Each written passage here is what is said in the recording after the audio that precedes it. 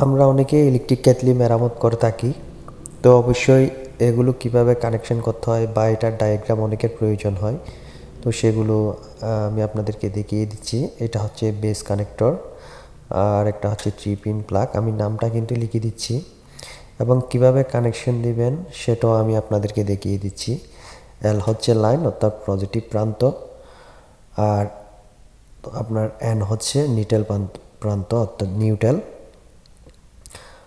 আর সবুজটা হচ্ছে গ্রাউন্ড অর্থাৎ earthing line যেটাকে বলা হয়। আর এটা হচ্ছে হিটার কেতলি, আর এটাকে বলা হয় থার্মোস্ট্যাট, আর এটাকে বলা হচ্ছে হিটিং এলিমেন্ট, ঠিক আছে, যেটা গরম হয় বা হিট হয়। আর এটা হচ্ছে অন অফ সুইচ। আর একটা হচ্ছে আপনার ইন্ডিকেটর।